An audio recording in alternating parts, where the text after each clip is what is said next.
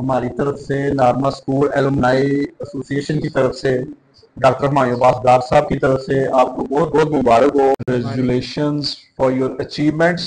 وہ برائٹ بچہ، وہ شائننگ سٹار، گکھڑ شہر کا فخر، گکھڑ شہر کا درخشندہ ستارہ. میرا خیال میں سوشل میڈیا ایک بری چیز نہیں ہے. میں پرسنلی اگر بات کروں تو میں throughout the matric session میں کنیکٹڈ رہا ہوں سوشل میڈیا سے. شہروں میں آ کے پڑھنے والے بھول گئے کس کی ماں نے کتنا زیور بیچا تھا. اور وہ جی بسم اللہ الرحمن الرحیم.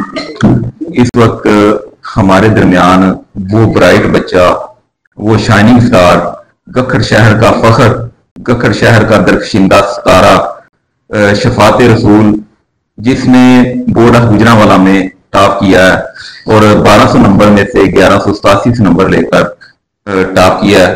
اس سے کچھ گفتگو کرتے ہیں. جی بیٹا جی کیا حال ہے؟ ٹھیک ہے جی؟ جی الحمدللہ، اللہ کا شکر. آپ کیسے ہیں؟ اچھا، اس موقع پہ آپ کو سب سے پہلے تو بہت بہت مبارک. مبارک. اللہ پاک کا کرم ہے کہ اس موقع کو، اس دن کو دیکھنے کا ایک دیا ہے، تو الحمدللہ. بیٹا جی اس موقع پہ آپ کیا فیل کر رہے ہیں اس وقت؟ اتنی بڑی آپ نے اچیومنٹ لی ہے اور کامیابی حاصل کی ہے، اور کیا فیل کر رہے ہیں اس وقت؟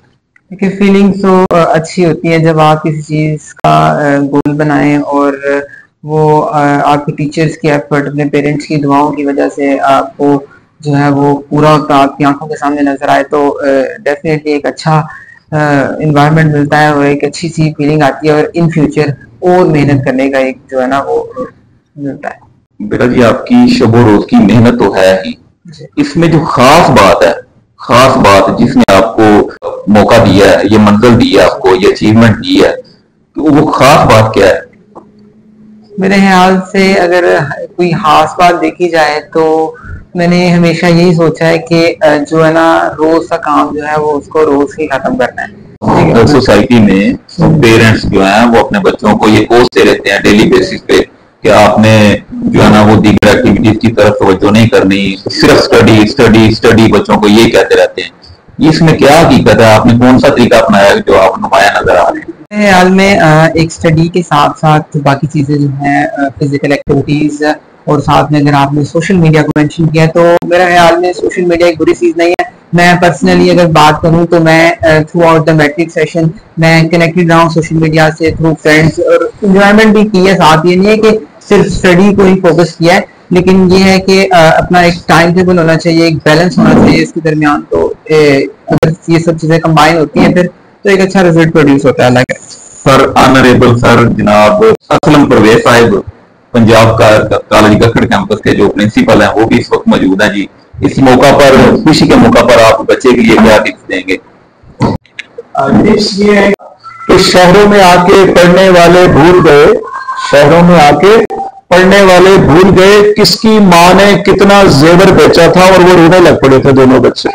ان کی ماں نے زیور بیچ کے ان کو پڑھنے کی فیس دی ہوئی تھی، اور جب تک اس طرح کا آبجیکٹ، وہ جو زیور بیچا انہوں نے کہا جی ہمیں پڑھنے کا کوئی شوق نہیں ہے، ہم نے وہ زیور اپنی ماں کا واپس لے کے آنا ہے، اس لیے ہم دن رات محنت کرتے ہیں. تو یہ ایک وجہ مل گئی، ایک ٹارگٹ مل گیا، ایک آبجیکٹو مل گیا ان کو، ایک مشن مل گیا.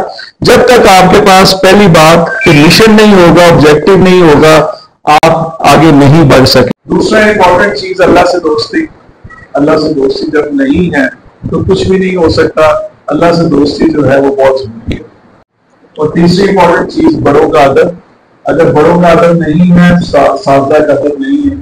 اور آپ سمجھے کہ مجھے میرے نمبر آ گئے ہیں اور میں آپ ان کی بدولت نہیں آئے، میری بدولت آئی ہے، اس طرح غرور کے اندر یا چیزوں کے اندر چلے جائیں گے تو وہ سب چیزیں اللہ تعالیٰ جو آپ کو گفٹس نوازتا ہے بڑوں کی عزت سے، وہ سارے چیزیں واپس چلی جاتی ہیں. جی تو ناظرین کہ یہ شفاعت رسول ہمارے گکھڑ کا فخر، درخشندہ ستارہ، جس نے ٹاپ کیا گجرانوالہ بورڈ میں. ادھر ہم ان اساتذہ کو اور اس ادارے کو بھی نہیں بھولنا چاہتے.